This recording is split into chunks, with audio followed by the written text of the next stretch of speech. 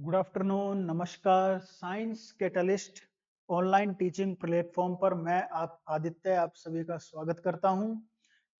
अ, जैसा कि पिछली वीडियोस में आप सभी ने बहुत ही अच्छा रिस्पॉन्स दिया था, ठीक है ना। और जो पिछली वीडियोस में मोस्ट इम्पोर्टेंट क्वेश्चंस जो हैं वो कराए गए थे और उनमें से बहुत सारे क्वेश्चंस पेपर में पूछे गए हैं। तो ऐसा ही जो है अपनी तैयारी को आगे आप जारी रखिए। और हम आज आप सभी के लिए लेके आए हैं बीएससी सेमेस्टर फोर्थ। जिन बच्चों के बीएससी सेम थर्ड का एग्जाम लगभग लगभग जो है वो कंप्लीट हो गए हैं। एक आदि शायद एमडीसी का आप सभी का एग्जाम रह रहा है, ठीक है। बाकी आप सभी के एग्जाम जो है वो हो चुके हैं। और आपको अब जो है बीएससी फोर्थ सेमेस्टर में जो बच्चे आ जाएंगे, बीएससी थर्ड सेमेस्टर पास कर कर जो बच्चे फोर्थ सेमेस्टर में आ जाएंगे, उन सभी के लिए आज की क्लास जो है ये हम आप सभी के लिए लेकर आए हैं। Plant taxonomy and economic botany, ठीक है ना। इसकी जो सिलेबस डिस्कशन है वो आज हम आप सभी के साथ करने वाले हैं। मत्स्य विश्वविद्यालय अलवर, मत्स्य विश्वविद्यालय अलवर की बीएससी सेमेस्टर फोर्थ का ये बॉटनी विषय का जो है सिलेबस है। पेपर का नाम है plant taxonomy and economic botany, पादप वर्गीकी और जो है आर्थिक वनस्पति विज्ञान, पादप वर्गीकी और आर्थिक वनस्पति विज्ञान, ठीक है। इसको हम आप सभी के सामने आगे बढ़ते हैं, इसमें जारी करते हैं। डिटेल सिलेबस, ये पेपर कोड है आपका, पेपर कोड होगा जो आपके फोर्थ सेमेस्टर में आएगा। Plant taxonomy and economic botany, जो इसका यानी पादप वर्गीकी, आपका जो पेपर है वो होगा पादप वर्गीकी और आर्थिक वनस्पति विज्ञान, आर्थिक वनस्पति विज्ञान इस पेपर का नाम है, ठीक है। पादप वर्गीकी और आर्थिक वनस्पति विज्ञान इस पेपर का नाम है, ठीक है ना। तो देखते हैं इसकी यूनिट फर्स्ट क्या होगी आप सभी के सामने। यूनिट पहली, आप सभी को पता है अपने बॉटनी में वनस्पति विज्ञान में 4 यूनिट आती हैं, ठीक है ना। 4 यूनिट में से जो है वो क्वेश्चंस पूछे जाते हैं। 40 नंबर जो होते हैं वो आपके एमसीक्यूज के होते हैं और जो 40 नंबर हैं वो आपके थ्योरी के होते हैं, ठीक है। और जो 20 बचे 20 नंबर, 40 40 तो 80 हो गए, और बचे जो 20 नंबर हैं वो आपके इंटरनल एक तरह से मिड टर्म एग्जाम्स जिनको हम कहें उसके होते हैं, ठीक है ना। तो इसमें जो पहली यूनिट जो है वो आती है अपनी क्लासिफिकेशन, जिसको हम वर्गीकरण कहते हैं, ठीक है।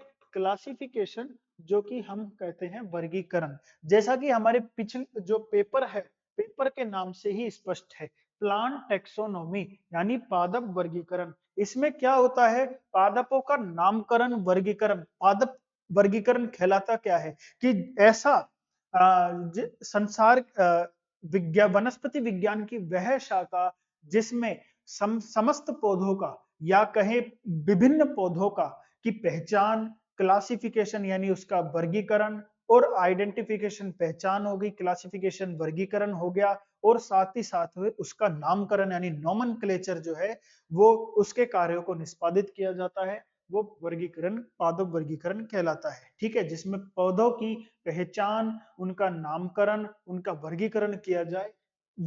वनस्पति विज्ञान की वह शाखा प्लांट क्लासिफिकेशन या प्लांट जो है टेक्सोनोमी कहलाती है, ठीक है। प्लांट टेक्सोनोमी इसको कहा जाता है। और इसका पहला ही टॉपिक आ जाता है क्लासिफिकेशन। जो क्लासिफिकेशन होता है, वर्गीकरण होता है, वो 3 तरह से होता है। एक तो हो गया आर्टिफिशियल, एक हो गया नेचुरल और एक हो गया फाइलोजेनेटिक, ठीक है। यानी आर्टिफिशियल यानी कृत्रिम तरह से किया जाने वाला वर्गीकरण जो है, कृत्रिम तरीके से किया जाने वाला वर्गीकरण है, जो कि कैरोलस लीनियस ने के द्वारा दिया गया था, कैरोलस लीनियस के द्वारा दिया गया था। एक नेचुरल यानी प्राकृतिक हो गया, नेचुरल यानी प्राकृतिक हो गया, जो कि बेंथम और हुकर के द्वारा दिया गया था, ठीक है। मोस्ट इंपोर्टेंट है ये तो, मोस्ट इंपोर्टेंट है, बेंथम और हुकर के द्वारा दिया गया था। अलग अलग वैज्ञानिकों के नाम है ये। और ये एक हो गया फाइलोजेनेटिक, जिसे हम जाति वृत्तीय वर्गीकरण कहते हैं। जाति वृत्तीय वर्गीकरण, ठीक है, जाति वृत्तीय वर्गीकरण हो गया। और ये जाति वृत्तीय वर्गीकरण जो है वो एंगलर और प्रेंटेल के द्वारा दिया गया था, ठीक है ना भाई। एंगलर और प्रेंटेल के द्वारा दिया गया था, दो अलग अलग वैज्ञानिक है। तो इनका हम क्लासिफिकेशन यानी वर्गीकरण को आगे समझेंगे, ठीक है। इसके बाद में आ जाता है दूसरा टॉपिक, हो गया अपना नोमेनक्लेचर यानी पादप नामकरण। पादप नामकरण, पादप हो गया, नामकरण हो गया। भाई माता पिता जो है अपना नाम भी तो रखते हैं ना, सुंदर सा नाम रखते हैं। माता पिता जो है अपना भी नाम रखते हैं, खूबसूरत, खूबसूरत से मतलब है बहुत सुंदर नाम रखते हैं, ठीक है। तो हम पेड़ पौधों का भी तो नाम रखेंगे कि इस पेड़ को हम पीपल कहेंगे, इसको नीम कहेंगे, इसको चना कहेंगे, इसको सरसों कहेंगे, इसको बाजरा कहेंगे, ठीक है ना। ये नाम जो है सबसे पहले किसी ना किसी ने तो रखे थे ना। तो इसी को हम पादप नामकरण कहते हैं, ठीक है ना, कि पौधों का नामकरण करना। जब जंतुओं का नामकरण होता है, ठीक है, जानवरों का नामकरण होता है, उसको जंतु नामकरण कहते हैं, यानी एनिमल नोमेनक्लेचर हो जाता है वो। ये प्लांट नोमेनक्लेचर है। इसमें पहला topic angiospermae phylogeny group APG, यानी एंजियोस्पर्म जो पादप होते हैं, आवृतबीजी जो पौधे होते हैं, उसके ग्रुप, पॉलीजेनिक फाइलोजेनी जो ग्रुप हैं, जाति वृत्तीय जो ग्रुप हैं, उनको हम पढ़ेंगे, ठीक है। एंजियोस्पर्म के कौन कौन से जाति वृत्तीय ग्रुप हैं, एपीजी इसकी शॉर्ट फॉर्म होती है, ठीक है, उसको हम समझेंगे। फिर इसके बाद में international code of botanical nomenclature, जिसको आईसीबीएन बोलते हैं, एक संस्था है जो कि दुनिया में, पूरी दुनिया में समस्त पौधों का नामकरण करने वाली संस्था है, ICBN, international code of botanical nomenclature. ये दुनिया में जितने भी पौधे हैं जिनकी खोज हुई थी या हो रही है या आगे भविष्य में होने वाली है, ठीक है, उन सभी का जो नामकरण करने का जो ठेका है एक तरह से, वो इस आईसीबीएन ने ले रखा है, यानी international code of botanical nomenclature ने ले रखा है, ठीक है। अब यहाँ पे बोटनिकल आ गया, तो ये ओनली सिर्फ क्या करेगी, पेड़ पौधों के बारे में, पेड़ पौधों का जो नामकरण है वो करेगी। लेकिन अगर यहाँ जूलॉजिकल हो जाता, international code of botanical nomenclature, ICZN, वो जंतुओं का, यानी जो जानवर जो खोजे गए थे, जो विलुप्त हो गए हैं, जो आने वाले समय में खोजे जाएंगे और जो आज के समय में, वर्तमान समय में खोजे जा रहे हैं, उनका जो नामकरण है जंतुओं का, वो आईसीजेडएन यानी international code of botanical nomenclature देता है, ठीक है। इसके बारे में हम देखते हैं, इंट्रोडक्शन हो गया। इसके पादप नामकरण के क्या क्या नियम होते हैं, पादप जो नामकरण है उसको करने के क्या क्या नियम होते हैं, उसके लिए उसका परिचय, इंट्रोडक्शन हो गया। फिर इसके जो हो गए प्रिंसिपल यानी सिद्धांत हो गए, रूल्स यानी नियम हो गए। रूल्स में कौन कौन से नियम आ जाते हैं, नेम ऑफ टेक्सोन यानी वर्गकों के नियम, प्रायोरिटी प्राथमिकता का नियम, पब्लिकेशन यानी जो है प्रकाशिता का नियम, ये सब नियम जो है वो पढ़े जाते हैं रूल्स में। फिर इसके बाद में रिकमेंडेशन जो हो गई, ठीक है, रिकमेंडेशन जो है वो पढ़ी जाती है। तो ये पूरा एक टॉपिक है, प्रिंसिपल, रूल्स एंड रिकमेंडेशंस, इसको हम करेंगे। Introduction of international code of nomenclature for algae fungi plants, ICNAFP, ठीक है ना। यानी जो एलगी, शैवाल पिछली क्लासेस में पढ़ के आए हो फर्स्ट ईयर में, ठीक है। एलगी हो गई, फंजाई हो गई, और जो छोटे पादप हो गए, उनका जो नामकरण करने वाली संस्था है international code of nomenclature for algae fungi and plants, उसके बारे में हम पढ़ेंगे, ठीक है। इसके बाद में अपना टॉपिक आ जाता है हर्बेरियम। हर्बेरियम बहुत ही ज्यादा मोस्ट इंपोर्टेंट टॉपिक है। हर्बेरियम क्या होता है, एक हर्बेर सबसे पहले तो हर्बेरियम को देखते हैं कि हर्बेरियम एक ऐसी पुस्तक होती है, ऐसा डाटा होता है एक तरह से, जिसमें संसार के सभी पेड़ पौधों का जो डाटा है उसको संरक्षित किया जाता है, उसको रखा जाता है, ठीक है। जो पौधे विलुप्त हो गए हैं, यानी हजारों लाखों साल पहले तो हमारी पृथ्वी पर पाए जाते थे, लेकिन आज के समय में नहीं है, वो भी उसमें होते हैं। आज के समय में कौन से पौधे जो हैं वो पाए जा रहे हैं, वो भी उसमें होते हैं वर्तमान समय में। और जो आगे पेड़ पौधों की खोज होगी उसको भी उसमें रखा जाता है, ठीक है ना। उनके जो है उनका कोई भी स्पीशीमेन यानी नमूना रखा जाता है, ठीक है। कोई पादप अगर मौजूद नहीं है उसका उसकी तो केवल फोटो ही या डायग्राम रखा जाता है, ठीक है। किसने उसको खोजा, किसने उसको खोजा, कब खोजा, कैसे खोजा, ठीक है ना, उसकी डेट, उसकी तारीख, उसका जो है कौन से मंथ में खोजा, कौन से साल, कौन से ईयर में खोजा, किसने खोजा, किस जगह पर खोजा, ठीक है ना, कौन सी जगह पर वो खोजा गया, कहां पर वो सबसे पहले पाया गया। तो ये सब चीजें जो होती हैं वो हर्बेरियम में रखी जाती हैं। तो ये हर्बेरियम जो है उसको बनाते समय कौन कौन से इक्विपमेंट्स काम में यानी उपकरण काम में लिए जाते हैं, हर्बेरियम शीट की प्रिपरेशन कैसे की जाती है, जो हर्बेरियम शीट एक तरह से एक बुक सी होती है, उसकी शीट कैसे प्रिपेयर की जाती है, उसका प्रिजर्वेशन यानी उसका संरक्षण जो है वो कैसे किया जाता है, इसमें बताया जाएगा। और उसके जो सिग्निफिकेंस हो गए, ठीक है, महत्व जो है उनको बताया जाएगा। फिर आ जाता है introduction to botanical survey of India, BSI, यानी बोटनिकल सर्वे ऑफ इंडिया जो है उसका इंट्रोडक्शन यानी परिचय आ जाता है कि ये बीएसआई कौन सी कैसी संस्था है, क्या काम करती है, इसका काम क्या है, इसका मुख्यालय कहां पर है देश में, वो सभी इस चीज बोटनिकल सर्वे ऑफ इंडिया के इंट्रोडक्शन में पूछा जाएगा, ठीक है। ये हो गई आपकी पहली यूनिट, ठीक है। इसके बारे में इसके बाद में आगे चलते हैं, दूसरी सेकंड यूनिट हो गई टेक्सोनोमिक लिटरेचर। पहला टॉपिक है इसका टेक्सोनोमिक लिटरेचर, ठीक है ना, यानी वर्गीकी साहित्य, वर्गीकी साहित्य। इस वर्गीकी साहित्य में क्या पूछा जाएगा आप सभी से, फ्लोराज, मोनोग्राफ्स और आइकॉन्स। जो पादप वर्गीकरण में जो जो भी पत्र पत्रिकाएं छपती हैं, ठीक है ना, मोनोग्राफ्स हो गए, आइकॉन्स हो गए। जैसा कि आइकॉन्स आप कंप्यूटर या लैपटॉप पे अपने आइकॉन्स होते हैं, अपन उनको अगर डबल क्लिक करें तो वो पेज खुल जाता है, वो फाइल खुल जाती है। ऐसे आइकन्स जो हैं वो इसमें काम में लिए जाते हैं टेक्सोनोमिक लिटरेचर में, ठीक है ना। फ्लोराज, एक होती है फ्लोराज और एक होती है फ्यूनाज, फ्लोराज एंड फ्यूना, ठीक है। ये फ्लोरा जो होती है इसको हम वनस्पति जात कहते हैं, वनस्पति जात। जितनी भी वनस्पति की जातियां हैं वो सभी इनमें हो जाती हैं। ये फ्यूना जो होती है वो होती है जंतु जात, ठीक है।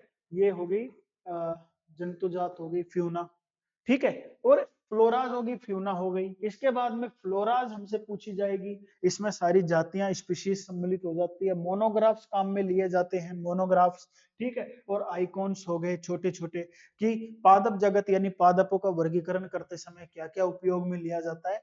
पत्र पत्रिकाएं हो गई या फिर कोई भी मैगजीन्स हो गई, कोई भी आइकन्स हो गए, वो चीजें क्या होती हैं, या कोई भी शोध पत्र हो गए, रिसर्च पेपर हो गए, उन चीजों को इसमें टेक्सोनोमिक लिटरेचर में सम्मिलित किया जाता है, ठीक है। और ये कहां कहां पाए जाते हैं, यानी और कुछ फेमस जो हैं आइकन्स, मोनोग्राफ्स, फ्लोराज, उनका जो फ्लोराज है वो 4 तरह के होते हैं, ठीक है। फ्लोराज जो होते हैं वो 4 टाइप के होते हैं, ठीक है ना। ये आगे पढ़ेंगे हम क्या क्या कौन कौन से इसके टाइप होते हैं फ्लोरा के 4, ठीक है। मोनोग्राफ्स, इनके कोई कुछ उदाहरण ये इनको देखेंगे, आइकन्स के कुछ उदाहरण, ये सभी हम देखने को आगे मिलेंगे। फिर इसके बाद में मॉडर्न ट्रेंड्स क्या क्या हैं, यानी आधुनिक जो ट्रेंड्स चल रहे हैं किसमें, पादप के वर्गीकरण करने में, प्लांट टेक्सोनोमी का उपयोग करने के, प्लांट टेक्सोनोमी का जो उपयोग हो रहा है, पादप वर्गीकरण जो हो रहा है उसको काम में लेने के लिए कौन से मॉडर्न ट्रेंड्स, जैसे कि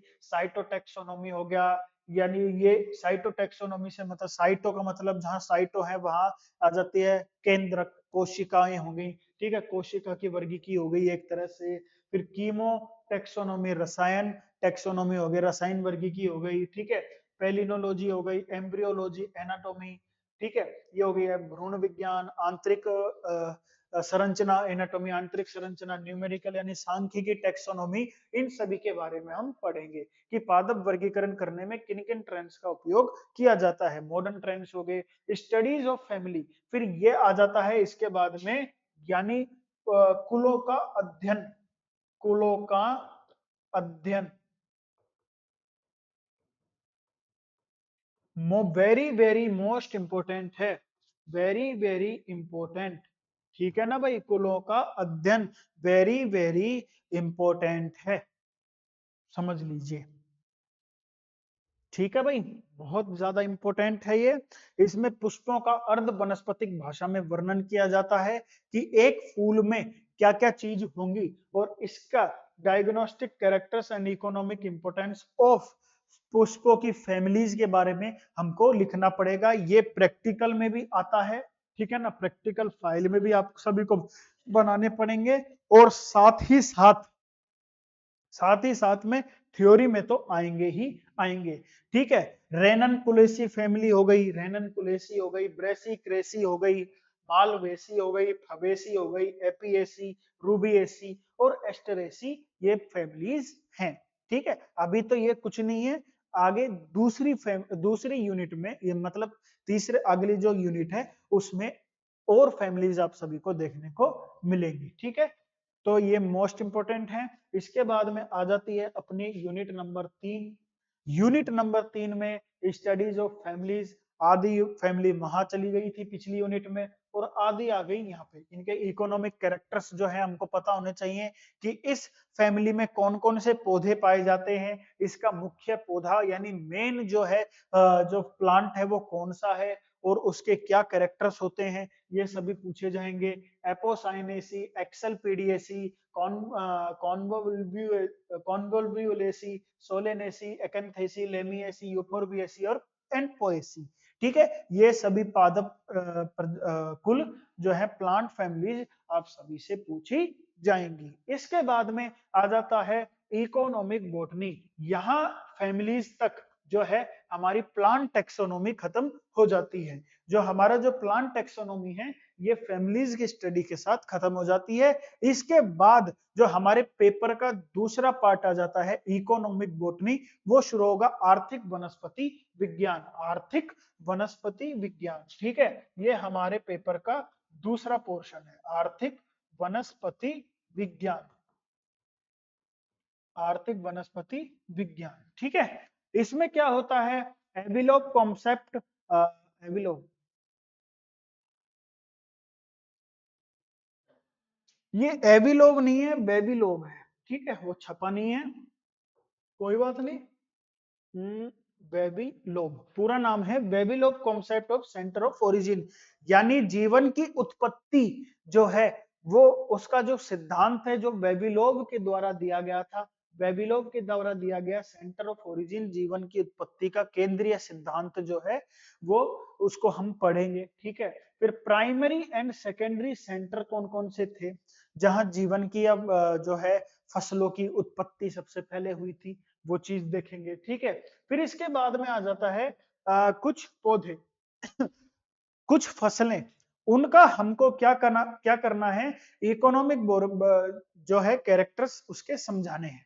यानी कोई पौधा है, जैसे कि मान लो व्हीट हो गया, व्हीट यानी गेहूं, उस गेहूं की हमको उत्पत्ति दर्शानी है। सबसे पहले तो गेहूं का क्या करेंगे, हम सिस्टमेटिक पोजीशन यानी वर्गीकृत स्थिति को समझेंगे कि क्या गेहूं का की फैमिली क्या है, गेहूं का जो है वो कुल वो गण के ऑर्डर क्या है, ठीक है ना, गेहूं का वंश क्या है, इन चीजों को रखेंगे। और फिर इसके बाद में कॉमन नेम क्या होता है, कॉमन नेम क्या होता है, गेहूं ही होता है कॉमन नेम। ठीक है, फिर इसके बाद में आ जाएगा वो सेंटर, उसका ओरिजिन कहाँ पे हुआ, उसकी सबसे पहली जो प्राप्ति है वो कहाँ से की गई, ऑक्यूरेंस। ठीक है, ओरिजिन हो गया, ऑक्यूरेंस हो गया, वो कहाँ पे पाया जाता है।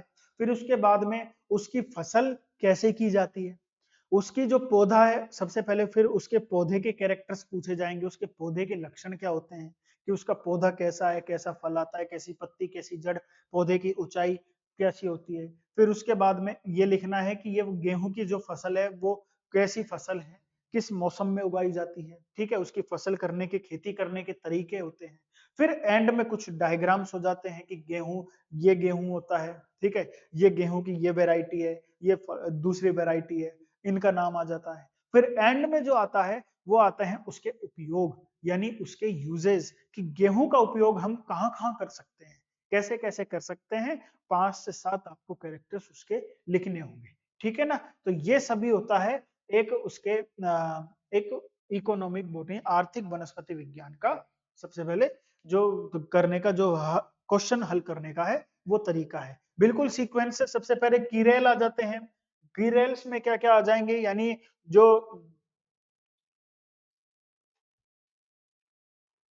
जिनका आटा बनता है, ठीक है, जिन फसलों का आटा बन सके, जो किरेल हो गई, जो इनके जर्नल अकाउंट जैसे कि राइस, चावल, व्हीट, गेहूं और मेज, मक्का, ये आ जाते हैं। ठीक है, जर्नल अकाउंट ऑफ रागी। रागी यानी एक तरह से सूजी टाइप होता है रागी जो होती है, ठीक है ना, उसका उसका फिंगर मिलेट भी इसको कहते हैं, उसका वर्णन करते हैं। फिर इसके बाद में ज्वार, चुग्गे में काम में लेते हैं ज्वार, ठीक है, ज्वार हो गई, जिसको हम सोरगम भी बोलते हैं। फिर समा यानी लिटिल मिलेट हो गई, ठीक है। फिर इसके बाद में समा, लिटिल मिलेट, बाजरा। बाजरा बहुत कॉमन सी फसल है, हमारे राजस्थान में बहुत पाई जाती है, बाजरा हो गया, पर्ल मिलेट कहते हैं। वरीगा यानी पोरसो मिलेट हो गई, वरीगा, ठीक है, इनका हम वर्णन करेंगे। इसके बाद में आगे चलते हैं यूनिट 4, ये भी इकोनॉमिक इंपोर्टेंट, इकोनॉमिक बोटनी से संबंधित है, ठीक है, इकोनॉमिक बोटनी से संबंधित आर्थिक वनस्पति विज्ञान की ये यूनिट है चौथी। वेजिटेबल ऑयल्स आ जाते हैं आप सभी। वेजिटेबल ऑयल्स में किस किस के वेजिटेबल यानी वनस्पति ऑयल्स जो होते हैं, वनस्पति तेल जो काम में हम लेते हैं, किन किन का लेते हैं, जैसे ग्राउंडनट यानी मूंगफली का तेल हो गया, ठीक है, मूंगफली, ग्राउंडनट का मतलब है मूंगफली, मूंगफली हो गया, मूंगफली। मस्टर्ड, बहुत ही कॉमन नाम है मस्टर्ड, और हमारे घर में हमेशा रोजाना यूज में लिया जाता है, यानी सरसों, सरसों का जो तेल है उसका वर्णन आ जाता है, ठीक है ना। ग्राउंडनट मूंगफली का, और मस्टर्ड सरसों का तेल हो गया, ठीक है, मस्टर्ड ऑयल।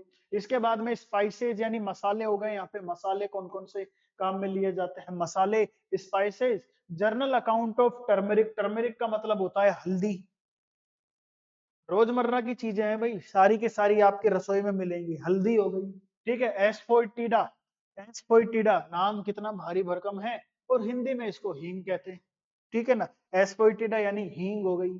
क्यूमिन यानी जीरा हो गया, ठीक है, क्यूमिन यानी जीरा। कोरिएंडर सबको पता है धनिया होता है, कोरिएंडर यानी धनिया हो गया, ठीक है।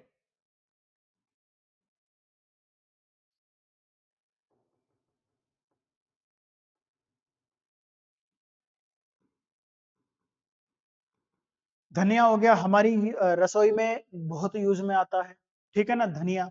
इसके बाद में हो गए रेड चिली, लाल मिर्च हो गई, रेड चिली, लाल मिर्च, ये मसालों के रूप में काम में लिए जाते हैं। धनिया सब्जी के रूप में भी काम में लिया जाता है, और मसाले के रूप में भी काम में लिया जाता है, जो सूखा धनिया होता है, ठीक है ना। इसके बाद में बिवरेजेस, पेय पदार्थ, बिवरेजेस यानी पेय पदार्थ जो होते हैं, यानी एक तो हो गया टी, जिसे हम चाय कहते हैं, और एक हो गया टी और कॉफी, ठीक है, चाय और कॉफी, ये पेय पदार्थ हैं, बीवरेजेस हैं।